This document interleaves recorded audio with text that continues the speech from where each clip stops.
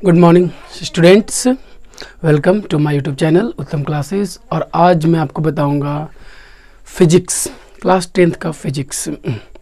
देखिए स्टूडेंट्स, जैसा कि आपको पता है कि केमिस्ट्री का एक चैप्टर मैंने फिनिश कर दिया और सेकंड चैप्टर को भी मैंने कुछ बताया है, और बायोलॉजी का भी कुछ टॉपिक और बचा हुआ, वो भी चैप्टर फिनिश हो जाएगा। लेकिन फिजिक्स को मैंने थोड़ा सा उलझा दिया। इस कारण से मैं फिजिक्स को रेगुलर करना चाहता हूँ, और मेरा एक ये क्या उसको बोल सकते हैं कि मेरा एक सिलेबस के जैसा मैं सोच रहा हूँ कि मई में हमारा तीनों चैप्टर का एक चैप्टर ख़त्म हो जाए, तीनों, फिजिक्स का, केमिस्ट्री का एंड बायो का। तो मैं इधर थोड़ा सा फोकस करूँगा फिजिक्स पर, ठीक है। और आप भी थोड़ा फोकस कीजिए फिजिक्स पर, क्योंकि फिजिक्स एक बहुत ही इंपॉर्टेंट टॉपिक है और बड़ा इंटरेस्टिंग भी है। और मैंने आपको फिर से मैं बता चुका हूँ, मैंने अपने पिछले वीडियो में बताया था रेसिस्टेंस एंड रेसिस्टिविटी में, कि अब मैं आपको रेगुलर और लगातार क्लासेस दूंगा फिजिक्स का, जिससे कि आपका फिजिक्स भी सही हो जाए। तो आज मैंने रेसिस्टेंस बताया, उसके बाद रेसिस्टिविटी का एक वीडियो मैंने आपको प्रोवाइड करवाया, और आगे आज पढ़ेंगे कम्बिनेशन ऑफ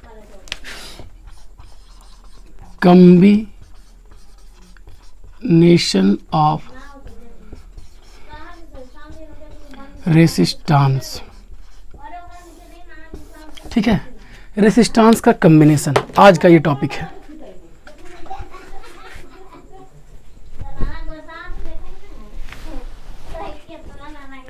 ओके, तो एक रेसिस्टेंस, मैंने आपको रेसिस्टेंस बताया, रेसिस्टिव बताया, और उसके आगे का जो एक टॉपिक है जिसका नाम है कम्बिनेशन ऑफ रेसिस्टेंस, इसके बारे में आपको आज जानना है। तो कम्बिनेशन ऑफ रेसिस्टेंस, जैसा कि आप जानते हैं, कम्बिनेशन इट मीन्स कंबाइन करना। एक ये रेसिस्टेंस है, मान लीजिए एक रेसिस्टेंस है और एक रेसिस्टेंस ये है, तो इन दोनों को कंबाइन करना। ओके, तो आज हम यही पढ़ेंगे कंबाइन कितने तरह से होता है जो। और तो सबसे पहले हम अपने वीडियो को स्टार्ट करते हैं। अब यहाँ से आप कॉपी और एक पेन लेकर बैठिए, जो भी आपको इम्पोर्टेंट लगे वो आप जानिए, क्योंकि आज का वीडियो बहुत इम्पोर्टेंट है और इस टॉपिक से एग्ज़ाम में आने का जो प्रोबेबिलिटी बहुत ज़्यादा है। तो सबसे पहली बात है कि रेसिस्टेंस को कंबाइन करते क्यों है। ओके, तो आपको पता है कि जब एक सर्किट बनता है, आई थिंक मैंने आपको सर्किट का टॉपिक बताया होगा, ठीक है ना। तो जब एक सर्किट बनता है, ये होता है सर्किट, बाय द वे इस तरह से एक सर्किट बनता है। यहाँ पर सेल होता है, यहाँ पर, ठीक है, यहाँ पर सेल होता है, यहाँ पर मतलब मान लीजिए कि बल्ब लगा देते हैं, और जैसे ही प्लस माइनस, और जब इसको जोड़ते हैं तो बल्ब ग्लो करना स्टार्ट करता है। This is a circuit. अगर मैं नहीं बताऊँगा तो मेरा वीडियो, मैं इसका वीडियो भी आपको डाल दूँगा। तो सर्किट ये होता है सर्किट। तो सर्किट, कोई भी सर्किट आपके घर में अगर आपका डोमेस्टिक क्या बोल सकते हैं कनेक्शन है, तो उसमें भी सर्किट कंप्लीट होगा, तभी आपका बल्ब जलेगा, आपका इलेक्ट्रिकल इक्विपमेंट कंप्लीट होता है। तो मैंने सर्किट इसलिए बताया क्योंकि सर्किट में सबसे ज़्यादा इम्पॉर्टेंट अगर कुछ होता है तो वो होता है वोल्टेज, जिसको कि हम बोलते हैं पीडी। ओके, तो पीडी जो होता है किसी भी सर्किट में, पीडी बहुत इंपॉर्टेंट होता है, पोटेंशियल डिफरेंस, क्योंकि उसी के कारण हम किसी की एफिशिएंसी, कहने का मतलब बल्ब तेज जल रहा है या नहीं, ठीक है, या फिर फैन चल रहा, मतलब बहुत सी चीज़, उसका जो एफिशिएंसी देखते हैं पीडी के कारण। तो आज हम पढ़ेंगे कि पीडी को छोड़कर, ठीक है ना, अगर हम पीडी को छोड़ दें और इस सर्किट का करंट को अगर हमें अपने रिक्वायरमेंट के अनुसार, मतलब हमें जितना करंट चाहिए उतना करंट देने के लिए, ठीक है ना, हमें रेसिस्टेंस, बहुत से रेसिस्टेंस को लगाना पड़ता है, ठीक है ना, बहुत से रेसिस्टेंस। और यही रेसिस्टेंस को हम किस तरह से अरेंज करेंगे, इसी को कहते हैं कम्बिनेशन ऑफ रेसिस्टेंस। ओके, फिर से सुनिए, हमें कोई भी सर्किट कंप्लीट करना हो तो उस सर्किट में सबसे इंपॉर्टेंट होता है पीडी। लेकिन पीडी को अगर छोड़ दिया जाए तो हमें उस इक्विपमेंट में और भी इलेक्ट्रिक करंट का ज़रूरत पड़ता है, या ज़्यादा का भी हो सकता है इलेक्ट्रिक करंट, या कम हो सकता है इलेक्ट्रिक करंट। तो इसको मेंटेन, रिक्वायरमेंट के अनुसार बना के रखने के लिए हमें उसमें चाहिए कि रेसिस्टेंस का यूज करें। और रेसिस्टेंस 3-4 बहुत सारा रेसिस्टेंस लग सकता है, और उस रेसिस्टेंस को कैसे मेंटेन करके रखेंगे, किस तरह से उसको ऐड करेंगे, किस तरह से कनेक्ट करेंगे, उसके लिए हमें क्या चाहिए, कॉम्बिनेशन ऑफ रेसिस्टेंस। ओके, तो आई थिंक आपको इतना समझ में आ गया। ओके, मतलब बोल सकते हैं कि ये बहुत ज़रूरी है कि हमें जो रिक्वायर्ड करंट मिले कंबाइन करके रखें। तो पहले आपको आई थिंक इतना समझ में आ गया होगा। ठीक है, अब हम चलते हैं कि कॉम्बिनेशन कितने तरह से होता है। ठीक है, तो ये जो कॉम्बिनेशन होता है, सिंपल से मैं आपको बताता हूँ, एक होता है सीरीज और एक होता है, बोल सकते हैं इन सीरीज, और एक बोलते हैं इन पैरेलल। ठीक है ना, जैसे हम बोल सकते हैं कि कॉम्बिनेशन ऑफ रेसिस्टेंस एक सीरीज में होता है और एक पैरेलल में होता है। हालांकि और भी होता है, बस क्लास 10th के लेवल के अनुसार ये 2 ही होता है। ठीक है ना, और भी होता है, मिक्स भी होता है। आप कुछ में कुछ को सीरीज, कुछ को पैरेलल में जोड़ सकते हैं, but in class 10th series and parallel. Okay, तो हम बारी बारी से दोनों को पढ़ेंगे और बारी बारी से उन सब का जो एक्सप्रेशन है उसको गेट करेंगे। ठीक है ना, तो सबसे पहले ये 2 हो गया। अगर आपको लगता है नोट डाउन करें तो इसको नोट डाउन कर लीजिए।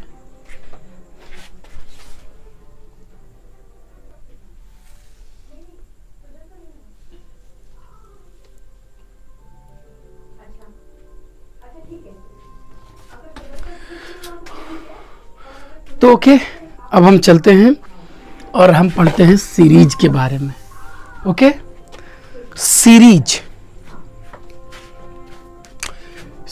कॉम्बिनेशन, देखिए ध्यान से देखिएगा, हालांकि ये समझने वाला है। सीरीज कॉम्बिनेशन क्या होता है, तो सिंपल सा बात देखिए, आपको पता है ये होता है रेसिस्टेंस। ठीक है ना, एक ये रेसिस्टेंस हो गया, एक और रेसिस्टेंस है, ये रेसिस्टेंस हो गया, एक और रेसिस्टेंस हो गया, ये 3 रेसिस्टेंस है, 1 2 3। अब इसे हमें कनेक्ट करना है। ओके, तो अगर हमें कनेक्ट करना है तो हमें देखिए कैसे जोड़ना पड़ेगा। जो इसका मान लेते हैं ये इंड है, इसका ये इंड। ओके, तो इसके इस इंड से एक रेसिस्टेंस को जोड़ देते हैं। ठीक है, फिर इसके इस इंड से एक रेसिस्टेंस और देते हैं। देखिए इंड टू इंड इसमें ऐड किया जा रहा है। ठीक है, तो इंड टू इंड मतलब बाय द वे मान लेते हैं ये R1, ये R2, ये R3। रेसिस्टेंस को R से हम करते हैं ना, तो अगर हम मतलब ये सीरीज में है, इस तरह से ऐड किया जाता है। ठीक है ना, तो सीरीज में बोला जा सकता है when 2 resistance are connected end to end. देखिए मैंने यहाँ 3 जोड़ दिया। ठीक है ना, आप 2 भी कर सकते हैं। When 2 resistance, 3 resistance, 4 resistance connected end to end, इसका इंड इसके इंड से, इसका इंड इसके इंड से, और इसका इंड इसके इंड से कनेक्ट है। ठीक है ना, then they are said to be, क्या बोल सकते हैं, सीरीज। ये सीरीज में। ठीक है, आया समझ में? मतलब मैंने बताया ना, ये देखिए एक रेसिस्टेंस है, ये रेसिस्टेंस है, तो इसको इससे कनेक्ट किए, इन इसका इंड इसका इंड, इंड टू इंड। और भी कनेक्ट करना है हम, और भी कनेक्ट कर सकते हैं, इंड टू इंड कनेक्ट करते हैं, इसको बोलते हैं रेसिस्टेंस। और कौन सा रेसिस्टेंस को कॉम्बिनेशन करना, किस तरह से, सीरीज में। एंड अब हमें जब हम सीरीज में जोड़ते हैं तो कुछ बातों को याद रखते हैं। ठीक है, अभी तक मैंने जो आपको बताया आई थिंक समझ में आया होगा। जब हम सीरीज में जोड़ते हैं तो हम कुछ बातों को याद रखते हैं, जैसे सबसे पहले कि when number of resistance are connected in series the sum of potential difference is equal to the total voltage. देखिए इन सब में वोल्टेज होगा। ठीक है ना, इन सब में वोल्टेज होगा, क्योंकि इसमें भी भी होगा, इसमें भी होगा, भी होगा। तो मेरा जो कहना है सिंपल वे में कि जो इसमें भी होगा, ठीक है ना, वो सब में अलग अलग भी होगा। इसमें V1 अलग होगा, इसमें V2 अलग होगा, सब में अलग अलग वोल्टेज होगा। क्यों होगा? क्योंकि अगर मैं R1 लिया, हो सकता है ये 3 ओम का हो हो सकता है ये 4 ओम का हो सकता है ये 5 ओम का हो, ऐसा हो सकता है, अलग अलग है। तो चूंकि रेसिस्टेंस अलग है तो वोल्टेज भी सब में अलग अलग होगा, इस कारण से सब में भी अलग। मैं ये इसलिए बता रहा हूँ क्योंकि आप लोगों को फिर मैथ्स जब इसमें न्यूमेरिकल बनाना होगा ना, उस समय आपको ये बहुत ही डिफिकल्ट टाइप का लगेगा, ठीक है ना। इसलिए मैं बताता हूँ कि सीरीज में भी जो होता है वो अलग अलग होता है, लेकिन इन टोटल का जो ऐड होता है वो भी होता है। It means V equal to V1 plus V2 plus V3। Okay, मैं ये बताना चाह रहा था कि सब में अलग अलग वोल्टेज जरूर होता है, लेकिन क्या होता है, सबका V का टोटल जो होता है एक V के बराबर होता है। ये हुआ मेरा पहला। सेकंड के बारे में बात करेंगे तो करंट जो इसमें होता है सब में सेम होगा करंट, ठीक है ना। करंट जो इसमें होगा क्या होगा, same. When number of resistance are connected in series then same current flow। इस सब में, इसमें भी I ही जाएगा, इसमें I ही जाएगा, इसमें भी I, सब में I करंट फ्लो करेगा। जब हम सीरीज समझते हैं ना तो हमें 3 बातों को ध्यान रखना है। एक, सीरीज में कनेक्ट कैसे होता है एंड टू एंड। दूसरा, सीरीज में वोल्टेज पर क्या असर पड़ता है, सब में वोल्टेज भी अलग अलग होता है, पीडी सबका अलग अलग होता है। और सीरीज में आई क्या होता है, तो आई सब में सेम होता है। इसमें भी जो आई जा रहा है उतना ही है। अगर बाय द वे इसमें 4 एम्पियर जा रहा है तो इसमें भी 4 एम्पियर जाएगा, इसमें भी 4 एम्पियर जाएगा। कुछ भी हो, आपका रेसिस्टेंस कितना है ओम का ही हो, लेकिन करंट सेम जाएगा। ओके, जब आप इतना समझ गए तो अब हमें इससे एक बहुत ही एक्सप्रेशन हम जानना है, मतलब कि इसका फार्मूला जिसको हम बोल सकते हैं वो। तो पहले इसको देख लीजिए, फिर मैं आपको बताऊंगा फार्मूला।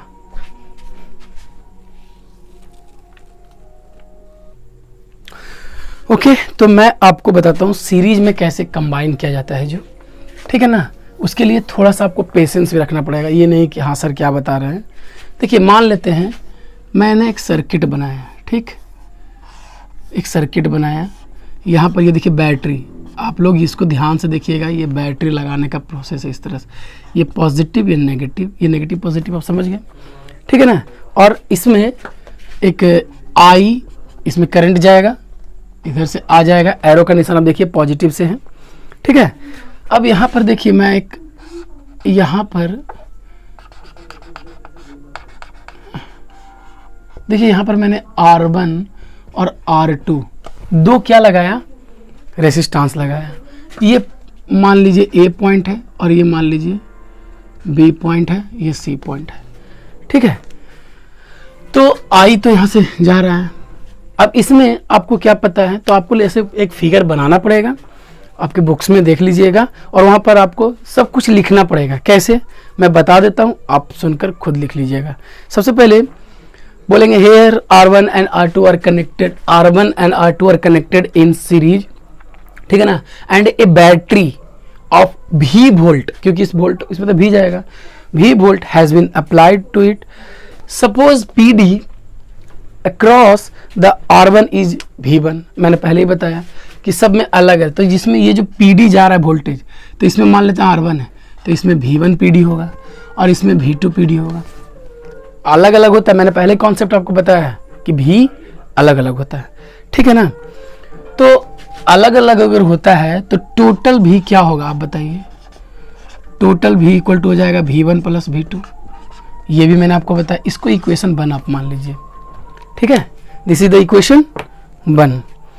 अब आपको कुछ लिखना पड़ेगा, ठीक है ना, मैं सब कुछ लिख नहीं सकता, लेकिन suppose the total resistance of two combination is R। Total resistance अगर मान लेते हैं R ही है, ठीक है ना, and the current flowing through it is I। मतलब आपको लिखना पड़ेगा suppose the total resistance in circuit is R।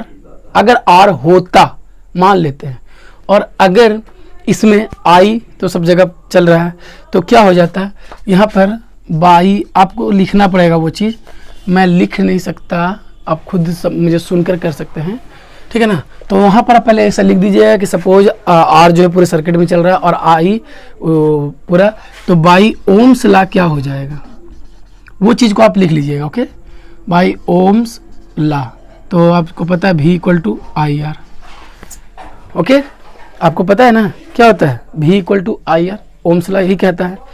इसको इक्वेशन क्या मान लेते हैं, सेकंड, ठीक है, इक्वेशन सेकंड मान लेते हैं। अब आपको ये पता है ना, तो यहाँ पर फिर एक लाइन लिखना पड़ेगा, सिंस, यहाँ पर आपको लिखना पड़ेगा since the same current flow, same current flow through, same current flow through both resistance. मैंने आपको पहले ये बात भी पहले ही बताया है कि जब दोनों रेसिस्टेंस है तो करंट सेम होगा, ठीक है ना। इसके पहले आपको एक लाइन लिखना पड़ेगा, जो मैंने लाइन आपको बोला, उसके बाद ये लिखिएगा बाय ओम्स लॉ, और उसके बाद क्योंकि सेम करंट सब में फ्लो कर रहा है, ठीक है ना। तो अब यहाँ से मैं पूछता हूँ, बताइए V1, इसमें V1 क्या हो जाएगा, IR1 होगा या नहीं। V1 इसका क्या होगा, I तो सब में सेम है और R1 अलग, इसको इक्वेशन थर्ड मान लेते हैं, और V2 equal to IR2 equation 4 मान लेते हैं, बस आपका हो गया। तो अब यहीं पर क्या करेंगे हम, क्योंकि देखिए I तो यहाँ पर सब में सेम है, यहाँ तो आपने बोला सर I1 क्यों नहीं लिखे, I2 क्यों नहीं लिखे, क्योंकि मैंने पहले आपको सीरीज में बताया है कि यहाँ पर हमें क्या करना है, I सब में सेम होता है, सीरीज में I सेम होता है।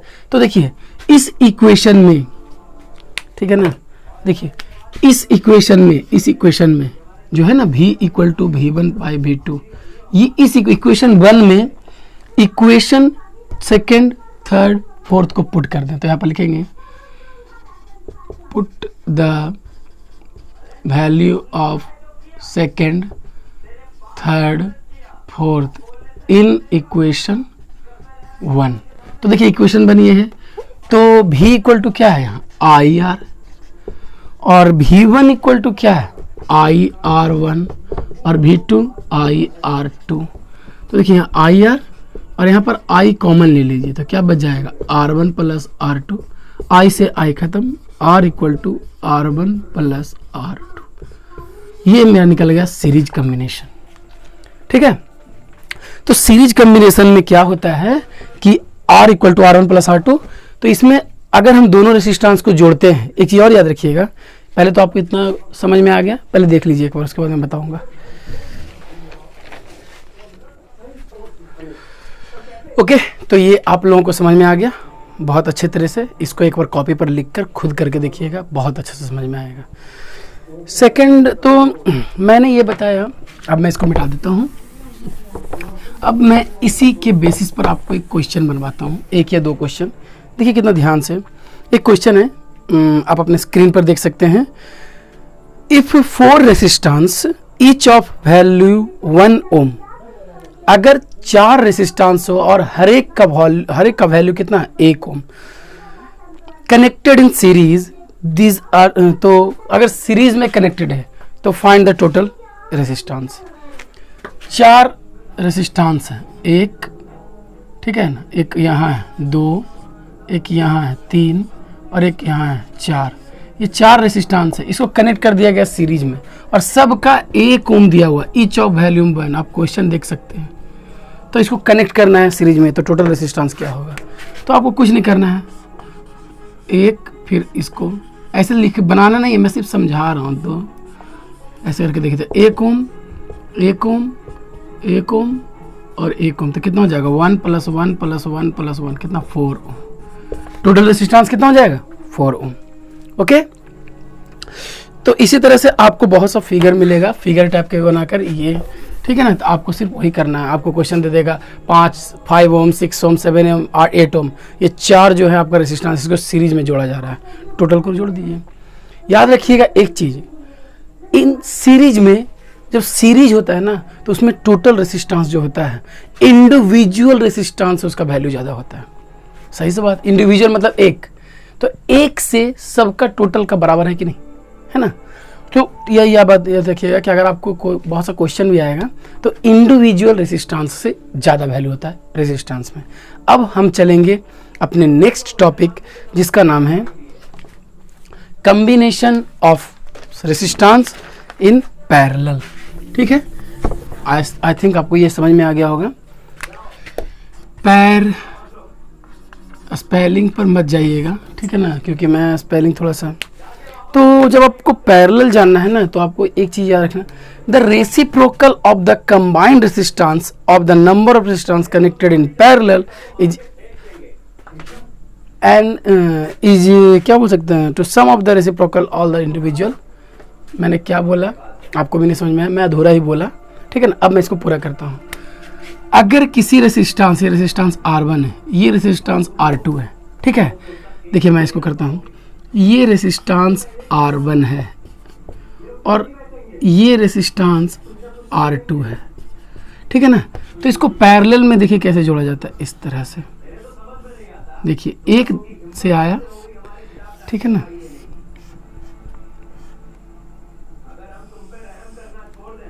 देखिए मैंने यहाँ पैरेलल जोड़ा, पॉजिटिव नेगेटिव, ये PD हो जाएगा हमारा वोल्ट, और यहाँ I हो जाएगा, ठीक है ना। ये देखिए यहाँ से I जाएगा और I यहाँ से जा रहा है, देखिए यहाँ पर, यहाँ से I इसमें भी चला गया, I इसमें भी चला गया, और यहाँ से फिर I प्लस, फिर यहाँ से I जाएगा, I यहाँ लौटेगा। मैंने इस फिगर में आपको बताया।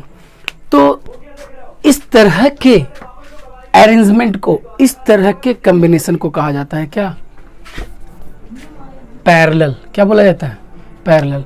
तो पैरेलल में इसका रेसिप्रोकल जोड़ा जाता है, 1/R1 plus 1/R2 equal to total. अगर आपका और ज़्यादा है रेसिस्टेंस तो R3 कर सकते हैं, अगर ज़्यादा है तो R4 कर सकते हैं। ओके, आपको समझना चाहिए बहुत ही अच्छा तरह से। इस तरह के आप यहाँ पर और भी कर सकते हैं। अगर R3 तो हो सकता है इस तरह से रेसिस्टेंस, R3 भी हो सकता है, ठीक है। तो ये रेसिस्टेंस पैरेलल, मतलब पैरेलली जोड़ा जाता है इसको, एक नीचे ऊपर करके, इसको कहते हैं कॉम्बिनेशन को। तो अगर पैरेलल में कनेक्ट होंगे तो अब मैं आपको कुछ इंपॉर्टेंट चीज़ बता देता हूँ, ठीक है ना। अगर हम पैरेलल में कनेक्ट करेंगे तो दो चीज़, जैसे मैंने उसमें बताया था सीरीज में कि अगर हम पैरेलल में ऐड करेंगे, ठीक है, तो पैरेलल में अगर ऐड करेंगे तो हमारा जो क्या भी होगा सब में अलग अलग होगा। लेकिन अगर अगर सीरीज में ऐड करेंगे, सॉरी मैं कुछ गलत बोल दिया, अगर मैंने इसके पहले पढ़ा कि अगर मैं सीरीज में कनेक्ट करेंगे तो भी सब में अलग अलग होगा। ओके, लेकिन पैरेलल में करेंगे तो भी क्या होगा, PD जो होगा वो सब में सेम होगा, अगर पैरेलल में कनेक्ट किया जाए तो। ओके, और दूसरा, इसमें सीरीज में आप याद कीजिए करंट सब में सेम था, I सब में सेम लिए थे, I1 I2 नहीं लिए थे। लेकिन इसमें करंट जो होगा वो क्या होगा, डिफरेंट होगा। ये दोनों पॉइंट को आप बहुत ही ध्यान से, मैं देखिए रेड से इसको इंपॉर्टेंट कर देता हूँ, बहुत इंपॉर्टेंट है। सीरीज में PD जो होता है उसमें अलग अलग होता है इन सब में, R1 R2 में, लेकिन करंट एक होता है सेम। इसमें PD सेम होता है और करंट अलग होता है। अगर आप ये समझ में आ गया तो अब मैं इसको क्या करने वाला हूँ, आपको एक एक्सप्रेशन निकालने वाला हूँ। मैं इसे मिटा देता हूँ, ठीक है। अब मैं इसमें आपको एक बहुत ही सिंपल सा एक्सप्रेशन निकालूंगा और आप इसको देखिएगा, ठीक है। चलिए सबसे पहले मैं छोटा सा फिगर बनाता हूँ। आज मैं थोड़ा छोटा फिगर बना रहा हूँ, इसके पीछे कारण है कि मुझे बहुत बड़ा प्रूफ करना होता है, ठीक है। प्लस माइनस यहाँ से ले जाइए, इसको अलग कीजिए, इसको अलग कीजिए, इसको इस तरह से, और मेरे फिगर पर भी मत जाइएगा बच्चों, क्योंकि आपको पता होगा जो लोग मुझे जानते हैं, ठीक है। यहाँ R1 है, यहाँ R2 है, ये I है और यहाँ भी I है, ठीक है। लेकिन देखिए यहाँ पर ये I जाकर यहाँ से ये I जा रहा है, यहाँ I1 में चेंज होता है, ये I2 में चेंज होता है, ठीक। भी यहाँ से यहाँ तक भी सेम होता है, जबकि उसमें भी अलग अलग था। अब हमें लिखना क्या है, जो मैं आपको बताता हूँ, आप लिखिएगा। सपोज द टोटल, सबसे पहले ये लिखना है, in this circuit R1 and R2 are two resistance which are connected in parallel way. Okay, from the लिख सकते हैं कि टोटल करंट जो इसमें I है, ठीक है ना, and the current passing through R1 से करंट जो पास हो रहा है वो I1 जा रहा है, ठीक है ना। इसको बनाकर लिखिएगा, R1 से जो जा रहा है वो I1 जा रहा है और R2 से जा रहा है जो I2। देखिए आप लोगों के पास बुक भी है, इसमें मैं टाइम वेस्ट नहीं करना चाहता, ये टाइम वेस्ट हो जाएगा, आप बुक में पढ़ के समझ सकते हैं। इसको पूरे को डिस्क्राइब करना है, ठीक है। PD भी है, आई जा रहा है और आई दोनों में बट जाता है, R1 R2, ये मैंने समझा दिया। तो मैं पहले ही बताया, इसमें देखिए जब दोनों ये I1 है, ओके, और ये I2 है, तो ये दोनों है किसका भाग? I का। इसका मतलब I equal to I1 plus I2, ठीक है।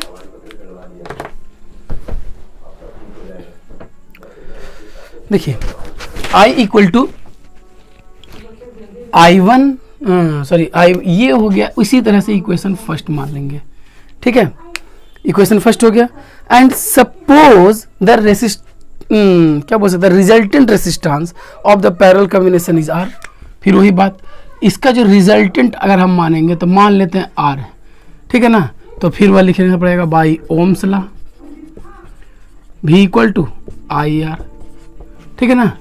तो I इक्वल टू क्या हो जाएगा? V बाई R, ठीक है। I इक्वल टू क्या हो जाएगा? V by R। इसको आप इक्वेशन सेकंड मान लीजिए।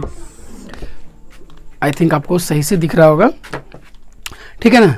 तो अब फिर वही बात, फिर यहां पर लिखना पड़ेगा आपको, सिंस PD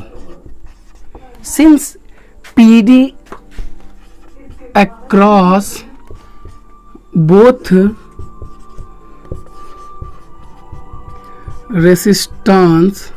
बोथ रेसिस्टेंस जो कि क्या है, R1 एंड R2 है, ठीक है ना, इस क्या है, सेम।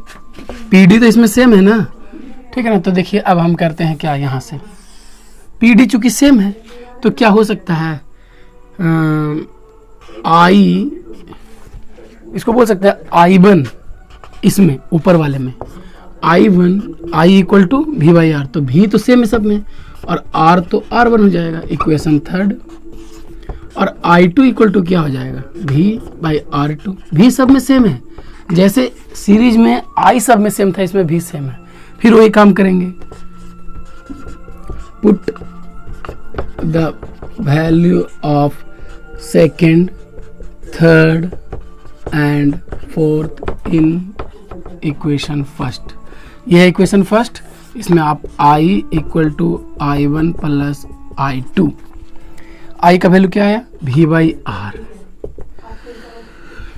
I1 का वैल्यू क्या आया, V बाई R1। I2 का वैल्यू V बाई R2, ठीक है। तो देखिए एक काम और कर सकते हैं, V इक्वल टू R, है ना।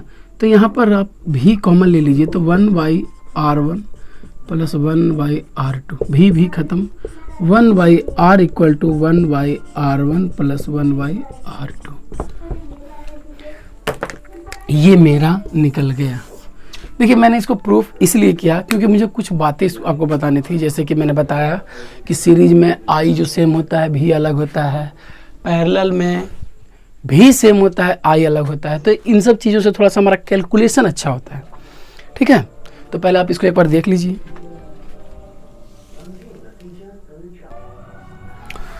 तो ये आपको पूरा समझ में आ गया। देखिए जब सीरीज में था तो मैंने बताया कि इंडिविजुअल किसी एक से ज़्यादा रहे, किसी एक मतलब इंडिविजुअल से ज़्यादा रहेगा उसका टोटल, लेकिन इसमें टोटल से ज़्यादा रहेगा इंडिविजुअल। मैं पहले इसको मिटा देता हूँ, आप देख लीजिएगा। जैसे मैं एक सिंपल से एग्जांपल लेता हूँ। सपोज 3 रेसिस्टर है, 3 रेसिस्टेंस है। एक है 4 ओम का, एक है 5 ओम का, एक है 6 ओम का, ठीक है ना। ये 3 रेसिस्टेंस है। मैं एक चीज़ बताने जा रहा हूँ। अब इन तीनों रेसिस्टेंस को एक बार जोड़ते हैं सीरीज में, ठीक है। तो क्या हो जाएगा, R equal to R1 plus R2 plus R3। यही ना है, ये R1 है, ये R2 है, ये R3 है, ठीक है। तो जब देखिए सबको जोड़ते हैं तो हमारा R टोटल आता है 4 and 5 9 और 9 6 15 ओम।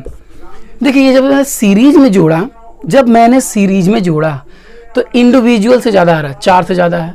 चाहे इंडिविजुअल इसको मान लीजिए 5 से ज़्यादा है, चाहे इंडिविजुअल मतलब अकेला 6 से भी ज़्यादा है।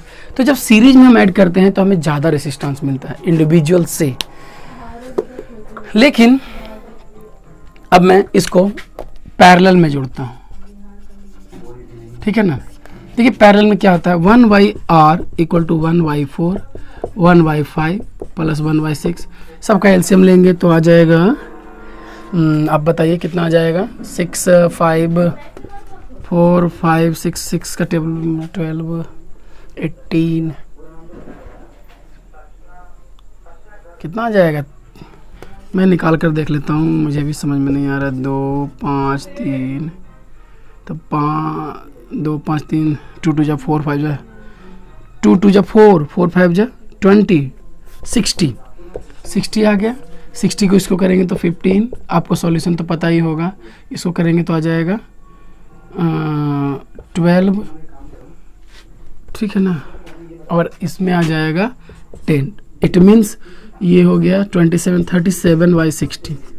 अगर आप इसको कैलकुलेशन करेंगे तो आपको एक डेसिमल में प्रोडक्ट है इसका जो आएगा आंसर, तो ये छोटा हो गया कि नहीं।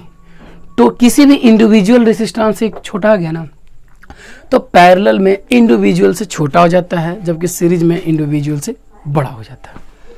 तो देखिए बच्चों, मैं सबसे इम्पॉर्टेंट बात जो आज मुझे लगा कि अब मुझे फिजिक्स पे थोड़ा जोर देना चाहिए, खासकर 10th क्लास के बच्चों को, जो बच्चे कोशिश कर रहे हैं कि अपना पढ़ाई जारी रखें। बट सबसे पहली बात मैं बताना चाहता हूँ कि ये जो मैंने आपको बताया सीरीज, ये बहुत इम्पॉर्टेंट टॉपिक है, क्योंकि आप इसका जो क्वेश्चन है ये बहुत इम्पॉर्टेंट है, ठीक है ना। लेकिन अनफॉर्चुनेटली आज मैं ये आपको क्वेश्चन नहीं बताऊंगा, क्योंकि क्वेश्चन बनाने का जो सिलसिला मैं स्टार्ट करूंगा तो बहुत लंबा वीडियो चला जाएगा ये, और मैं नहीं चाहता कि आप लोगों को ज़्यादा लंबा वीडियो मिले। मैं इससे रिलेटेड सीरीज और कम्बिनेशन से रिलेटेड मैं एक बहुत अच्छा वीडियो आपके पास लाऊंगा, जिसमें कि मैं आपको एटलीस्ट 10 बहुत इंपॉर्टेंट क्वेश्चन सोल्व करवाऊंगा, और वो सारे क्वेश्चन बहुत ही इंपॉर्टेंट होंगे, और उसमें मैं आपको बताऊंगा कैसे हम सीरीज़ में ऐड करते हैं, कैसे हम क्या उसको बोलते हैं पैरेलल में ऐड करते हैं, ठीक है। तो आई थिंक पहले आप ये जब जान लीजिए, उसके बाद मैं एक अपना बहुत ही अच्छा वीडियो लाऊंगा, जिसमें मैं आपको 10 या 12 क्वेश्चन सोल्व करवाऊंगा, उसमें यहीं पर मेरे सामने आप भी कीजिएगा और मैं भी करूंगा, और तब जाकर आपका ये कॉन्सेप्ट क्लियर होगा। तो आज के लिए, आज इसके पहले मैं और कुछ बताना चाहता हूँ कि थोड़ा फिजिक्स पर भी आप जोर दीजिए, और अगर इसके पीछे आपको कोई भी प्रॉब्लम हो रहा है, कोई भी बच्चे को, आप कमेंट कीजिए, ठीक है ना। क्योंकि मैं अब थोड़ा सा चाहता हूँ कि मई तक, क्योंकि लॉकडाउन बढ़ने ही वाला होगा, तो मई तक मैं क्लास 10th का एक चैप्टर फिजिक्स, एक चैप्टर बायोलॉजी और एक चैप्टर केमिस्ट्री फिनिश कर दूं, ठीक है। तो अब मैं थोड़ा फिजिक्स पर करूँगा, फिर बायो, केमिस्ट्री पर थोड़ा पीछे रहूँ, क्योंकि केमिस्ट्री अभी बहुत आगे आपका चल रहा है। तो टुडे मैं आपको ये बताया, इसको आप ध्यान से कॉपी पर देखिएगा। सो आज के लिए thanks and have a nice day.